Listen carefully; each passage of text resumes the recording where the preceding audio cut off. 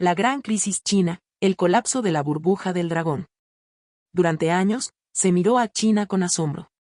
Una nación que, en apenas una generación, pasó de ser un país pobre y agrícola a convertirse en una superpotencia industrial y tecnológica. Ciudades levantadas desde el polvo. Autopistas, trenes de alta velocidad, rascacielos, puertos, aeropuertos. Una clase media que creció más rápido que en cualquier otra parte del planeta. Un crecimiento económico que rozaba el 10% anual, sostenido por una maquinaria estatal de inversión masiva, crédito fácil y planificación centralizada. China se convirtió en el símbolo del ascenso del Este, del fin del dominio occidental, del siglo asiático. Pero detrás de la espectacular fachada de desarrollo, se estaban acumulando grietas. Grietas profundas. Invisibles. Peligrosas. Un sistema financiero altamente apalancado. Una burbuja inmobiliaria inflada hasta el límite. Un modelo basado en la deuda y la construcción que empezó a mostrar señales de agotamiento. Y ahora, esas grietas han estallado. La economía china enfrenta una de sus peores crisis estructurales desde la reforma y apertura iniciada en 1978. El corazón del problema, una burbuja inmobiliaria que ha implosionado, dejando tras de sí no solo ciudades fantasma, sino un agujero financiero que amenaza con devorar el crecimiento futuro. Más de 18 billones de dólares en valor se han evaporado.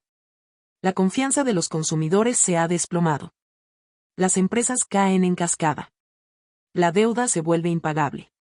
Y la respuesta del Estado ha sido tibia, lenta, y muchas veces, silenciosa. Pero esto no es solo un problema chino.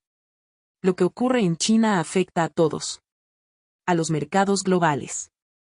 A las materias primas. A los bancos internacionales. A las cadenas de suministro. Este video no es solo un análisis económico. Es una advertencia. Es un llamado a mirar con atención lo que está ocurriendo en la segunda economía del planeta.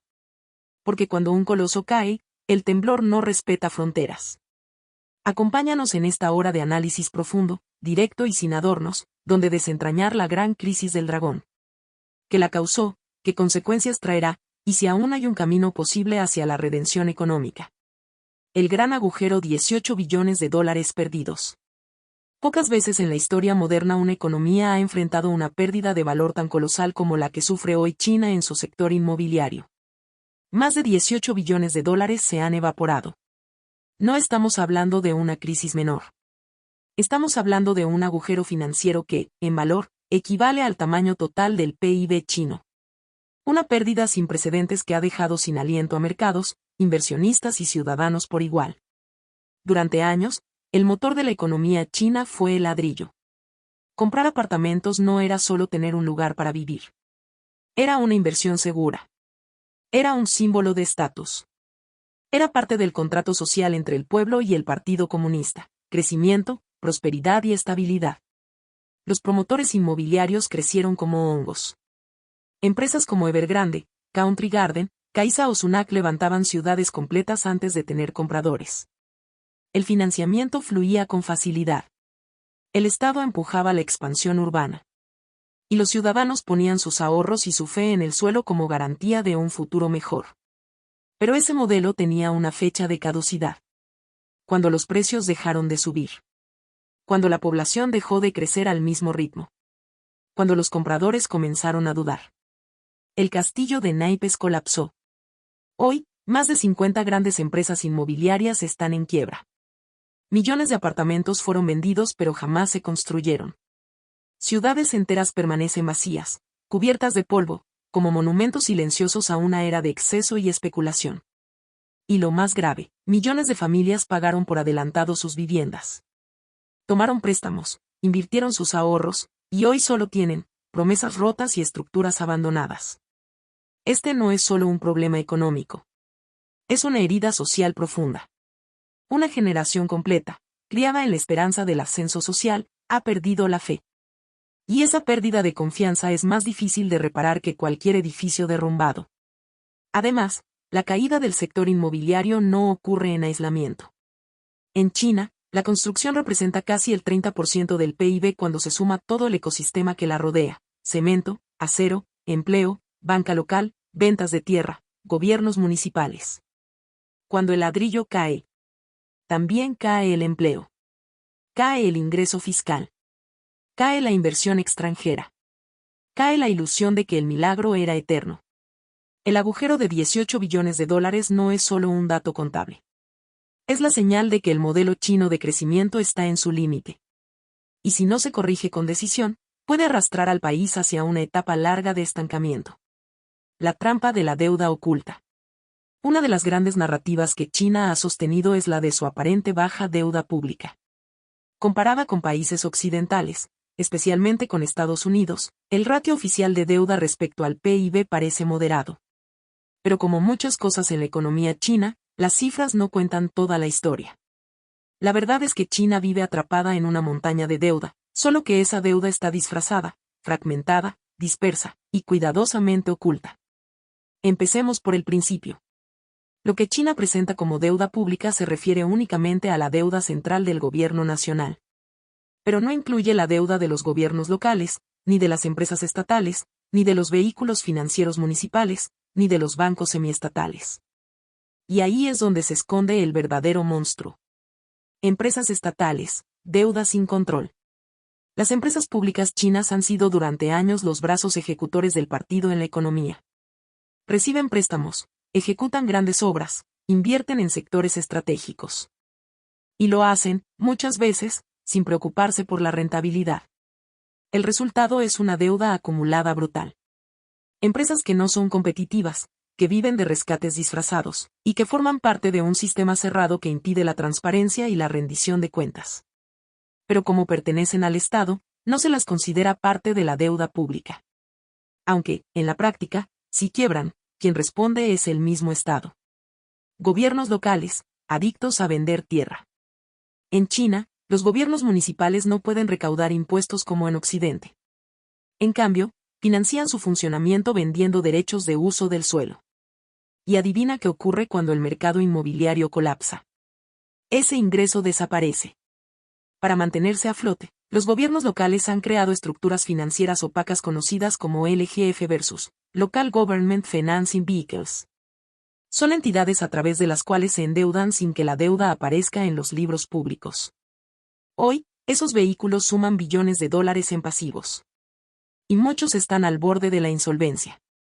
Bancos estatales, prestamistas forzados. Los bancos chinos, en teoría, operan con independencia. En la práctica, siguen directrices políticas. Prestaron durante años a proyectos inmobiliarios, infraestructuras poco rentables y empresas públicas fallidas. Ahora tienen en sus libros activos tóxicos que nadie quiere reconocer. Como no pueden quebrar por razones políticas, el gobierno los sostiene. Y así se alimenta una economía zombie, donde los errores no se eliminan, se esconden. ¿Qué implica esta trampa? Que la verdadera deuda china es mucho mayor de lo que las cifras oficiales admiten. Y que está distribuida en sectores improductivos, poco transparentes y profundamente dependientes del favor político. Esto limita la capacidad de respuesta del Estado. Cada nuevo estímulo es menos efectivo. Cada nuevo préstamo es más riesgoso. Y la confianza, tanto dentro como fuera del país, se debilita. La trampa de la deuda oculta no solo amenaza la solvencia del sistema financiero, sino que pone en duda la sostenibilidad del modelo económico que ha llevado a China hasta aquí. La ruta de la seda, o del impago. En el año 2013, el presidente Xi Jinping lanzó una de las iniciativas geoeconómicas más ambiciosas de la historia moderna. La Franja y la Ruta, también conocida como la Nueva Ruta de la Seda. La promesa era monumental. China financiaría e impulsaría la construcción de infraestructuras estratégicas, puertos, carreteras, trenes, aeropuertos, represas, zonas industriales, en decenas de países de Asia, África, Europa del Este y América Latina. La idea parecía brillante. China exportaba su excedente de capital, sus capacidades constructoras, y consolidaba una red de influencia económica y política global. A cambio, esos países accedían a infraestructuras que no podían financiar por sí solos. Pero una década después, el panorama ha cambiado dramáticamente. El lado oscuro del megaproyecto. Hoy, más de 75 países tienen problemas para pagar sus deudas con China. Países como Sri Lanka, Pakistán, Zambia, Angola, Laos o Montenegro han entrado en crisis o han requerido reestructuraciones. Algunos quedaron atrapados en proyectos sobredimensionados, mal planificados o poco rentables, que no generaron los ingresos esperados. Y como los contratos eran opacos, sin supervisión internacional, y a menudo exigían condiciones favorables a los bancos chinos, los niveles de endeudamiento se dispararon silenciosamente. China, que inicialmente se presentaba como una alternativa a las instituciones financieras occidentales, hoy enfrenta acusaciones de neocolonialismo financiero, de crear dependencia en lugar de desarrollo. Un problema financiero creciente. Se estima que hasta 46.000 millones de dólares están en riesgo de impago en los próximos años. Y aunque esa cifra puede parecer manejable para una potencia como China, el problema es el contexto interno. China ya enfrenta una crisis inmobiliaria y bancaria en casa. Los recursos son limitados. Y mantener a flote los proyectos externos añade una presión inmensa al sistema financiero chino. Además, muchos de estos préstamos fueron otorgados por bancos estatales, que ahora enfrentan una disyuntiva. ¿Y dejan quebrar esos activos y reconocen las pérdidas?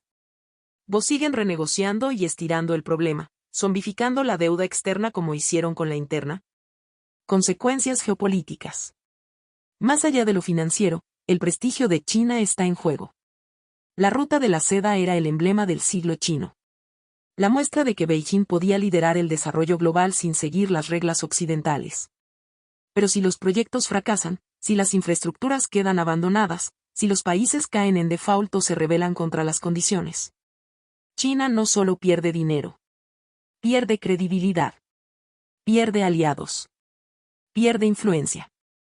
Eso puede costar mucho más que 46.000 millones de dólares.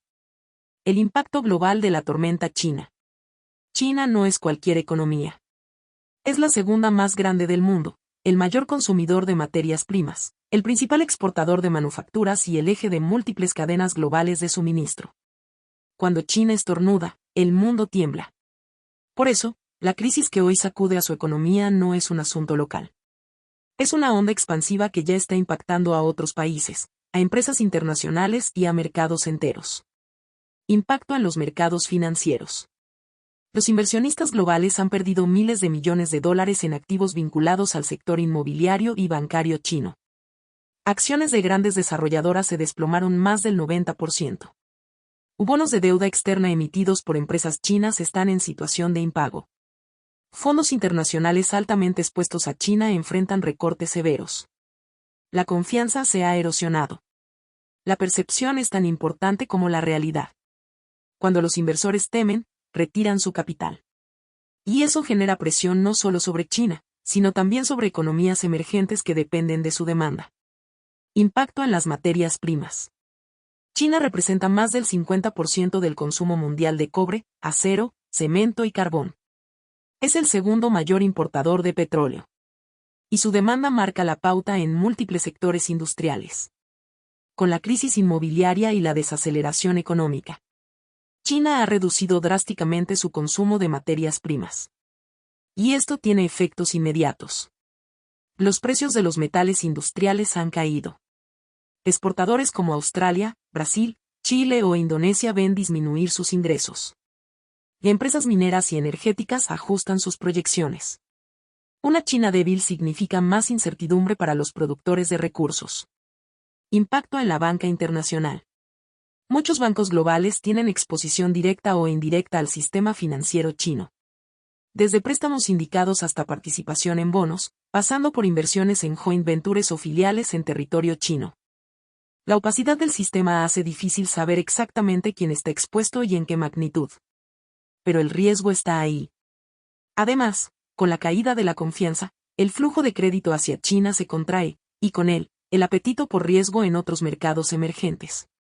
Los bancos, que hasta hace poco veían a China como una oportunidad de crecimiento, ahora la observan como un riesgo sistémico. Impacto en la economía global. Durante décadas, China fue el motor del crecimiento mundial. Después de la crisis financiera de 2008, fue China quien evitó un estancamiento global prolongado con su gigantesco plan de estímulo. Hoy, ese motor se ralentiza. Y eso afecta a todos. Las fábricas asiáticas tienen menos pedidos. Las exportaciones europeas a China caen. Y el turismo chino, que sostenía economías como Tailandia, Japón o Australia, sigue por debajo de niveles pre-pandemia. Sin una China fuerte se enfrenta a un crecimiento más lento, a una demanda debilitada y a un nuevo escenario de fragilidad estructural. La crisis china no es solo un fenómeno interno. Es un temblor con ondas que se sienten en todas las latitudes. Y cuanto más tiempo permanezca sin resolverse, más fuerte será su efecto dominó en el tablero económico global. El peligro de zombificar la economía. En una economía sana, las empresas que fracasan desaparecen. Los proyectos no rentables se cancelan. Las burbujas se pinchan, y el sistema se depura. Es doloroso, pero necesario. Así funciona el ciclo económico. Pero en China, la dinámica es distinta. Cuando algo falla, el reflejo no es dejarlo caer, sino sostenerlo a toda costa. Intervención. Rescate. Parche. Y ese instinto, aunque puede evitar un colapso inmediato, corre el riesgo de zombificar la economía. ¿Qué es una economía zombie? Es una economía en la que empresas no productivas siguen funcionando artificialmente gracias al crédito barato, a subsidios estatales o a la manipulación contable. No generan valor. No innovan. No compiten. Pero sobreviven. Y al hacerlo, ocupan espacio, recursos y atención, impidiendo que nuevos actores, más eficientes y adaptados, puedan surgir. El caso chino. Después del estallido de la burbuja inmobiliaria, el Partido Comunista se ha mostrado reacio a permitir quiebras masivas. Bancos locales han recibido inyecciones de liquidez. Empresas constructoras en quiebra siguen operando bajo nuevas estructuras. Gobiernos municipales endeudados siguen financiando obras sin retorno.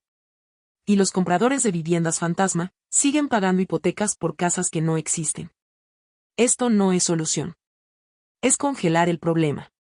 Y como resultado, se multiplica el número de entidades zombie. Empresas, municipios y sectores que solo existen porque el Estado no se atreve a cerrarles el grifo. Las consecuencias de la zombificación. Desviación de recursos. El capital se sigue destinando a estructuras que no lo merecen, en lugar de incentivar la innovación o la eficiencia. Freno a la productividad. Las empresas zombie no compiten en calidad, sino en conexiones políticas. Eso baja el nivel general del ecosistema económico. Desconfianza sistémica. Inversionistas, tanto internos como externos, comienzan a dudar de la viabilidad real de los proyectos en China. Lo que genera fuga de capital y retracción de nuevas inversiones. Estancamiento prolongado. Sin limpieza, no hay nuevo ciclo. Y sin nuevo ciclo, el crecimiento se estancará por años. ¿Por qué no dejan quebrar? La razón es política. En un sistema donde el Estado controla los grandes resortes de la economía, una quiebra masiva puede leerse como un fracaso del partido. Y eso es inadmisible para el régimen. Por eso, la estrategia ha sido ganar tiempo. Postergar la verdad. Simular estabilidad. A cambio de crecimiento real. Pero la historia económica es clara.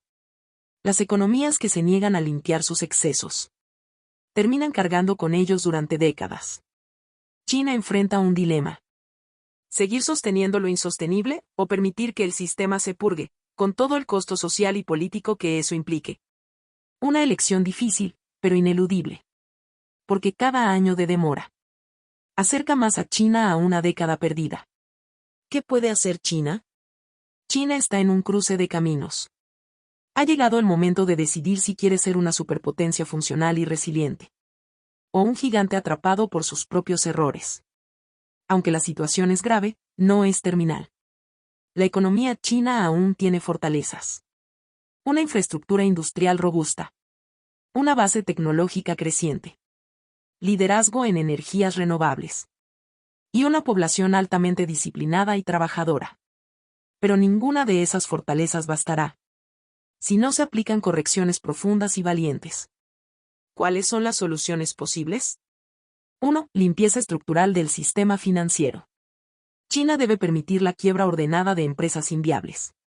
Eso incluye inmobiliarias insolventes, bancos regionales zombificados y gobiernos locales que ya no pueden sostenerse. Sí, será doloroso. Sí, habrá impacto social. Pero evitar el ajuste solo pospone la caída y la agrava. Una limpieza, bien gestionada, permitiría restaurar confianza, credibilidad y eficiencia. 2. Transparencia y libertad económica.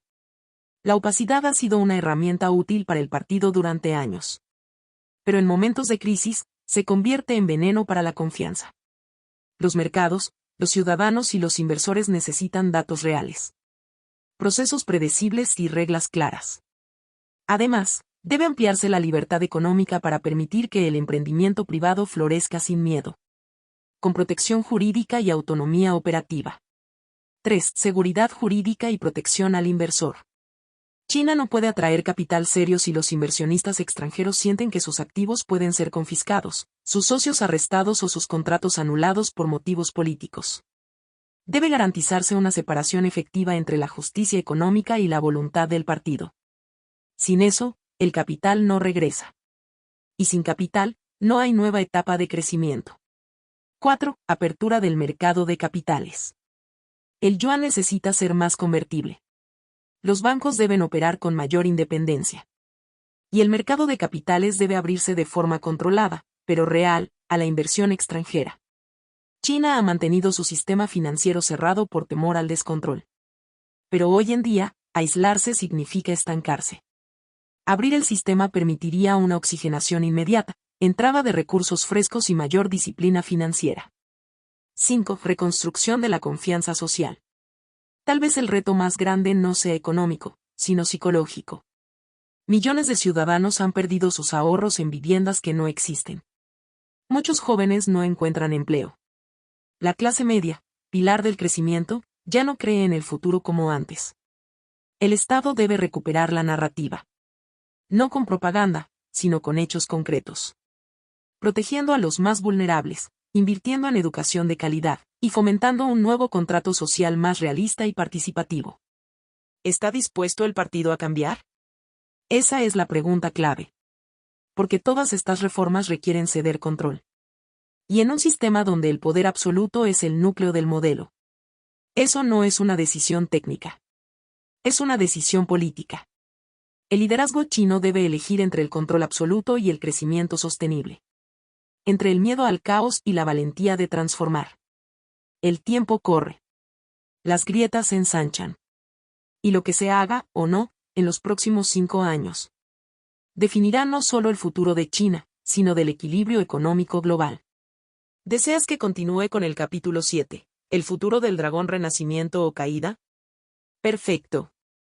Aquí tienes el desarrollo completo del ¿el futuro del dragón renacimiento o caída? China está en la encrucijada más trascendental desde las reformas de Deng Xiaoping en 1978. Por un lado, tiene todos los ingredientes de una superpotencia moderna. Un tejido industrial inmenso. Dominio estratégico en sectores como baterías, energías renovables y telecomunicaciones. Una creciente influencia geopolítica. Y la capacidad de movilización que solo un Estado centralizado puede ofrecer.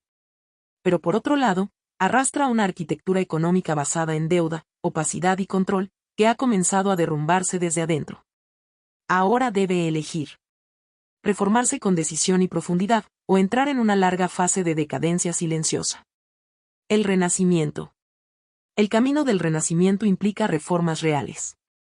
Implica liberar fuerzas productivas, permitir la crítica constructiva, garantizar seguridad jurídica y aceptar el costo político de una depuración del sistema financiero. Un renacimiento no significa copiar a Occidente, sino crear un modelo propio, más ágil, más transparente y más resiliente. China tiene el capital humano, el conocimiento y la infraestructura para reinventarse. Pero necesita voluntad política para soltar el control donde estorba, y usarlo donde hace falta. De hacerlo, podría protagonizar una segunda gran ola de crecimiento. Más sostenible. Más tecnológica. Más equilibrada. Y consolidarse como la gran potencia del siglo XXI. La caída lenta. La alternativa es no hacer nada. Continuar con ajustes cosméticos, con rescates silenciosos, con represión de la crítica y manipulación de los datos. En ese escenario, China no colapsará de un día para otro. Pero entrará en lo que muchos economistas llaman una década perdida. Un crecimiento plano. Un desempleo juvenil estructural. Una clase media frustrada. Y una posición global cada vez más frágil. Internamente, el régimen se volverá más controlador para sostener la estabilidad. Externamente, China se verá cada vez más aislada, cuestionada y presionada. La caída no será explosiva. Será silenciosa. Progresiva. Irreversible. ¿Qué decidirá el dragón? El Partido Comunista tiene el poder de reorientar el rumbo. Pero también la tentación de negar la realidad para preservar la narrativa. La historia está llena de imperios que cayeron no por falta de recursos, sino por incapacidad de adaptarse. China tiene la oportunidad de demostrar que su modelo puede evolucionar. Que puede aprender de sus errores. Que puede modernizarse sin perder identidad. La pregunta no es si tiene el poder. La pregunta es si tiene el coraje. ¿Quieres que continúe con la conclusión, minutos 56 al 60? Perfecto. Aquí tienes la conclusión completa del guión, correspondiente a los minutos finales. El precio del silencio. La historia económica contemporánea está marcada por ciclos de auge y caída. Por imperios que se alzaron con visión y se derrumbaron por soberbia. China ha recorrido un camino extraordinario. De la miseria rural al dominio tecnológico. De la fábrica del mundo al actor geopolítico central. De ser el alumno del capitalismo global a cuestionar sus reglas. Pero hoy, ese mismo gigante tambalea. Y no por agresiones externas, sino por las contradicciones internas de su modelo. Una burbuja inmobiliaria que se volvió insostenible. Una deuda oculta que corroe la estabilidad. Un aparato estatal que prefiere sostener cadáveres financieros antes que asumir pérdidas. Un pueblo que empieza a preguntarse si el sueño chino ha llegado a su fin. Y lo más inquietante. Un liderazgo que aún no ha demostrado estar dispuesto a soltar el control necesario para salvar el sistema. Si algo nos enseña la historia es esto. Los imperios no caen por falta de recursos. Caen cuando pierden la capacidad de corregirse. China no necesita más cemento ni más trenes. Necesita verdad, transparencia, confianza. Necesitamos una economía donde el talento valga más que la lealtad al partido. Una sociedad donde el ciudadano cuente más que la narrativa oficial. El futuro del dragón no está escrito. Puede renacer. Puede caer. O puede seguir dormido, atrapado en un letargo de crecimiento estéril. Pero ya no se puede mirar hacia otro lado. Porque cuando China se agrieta, la onda sísmica se siente en todo el planeta. El tiempo de las ilusiones terminó. Comienza el tiempo de las decisiones. Y la historia, como siempre, estará esperando para juzgar.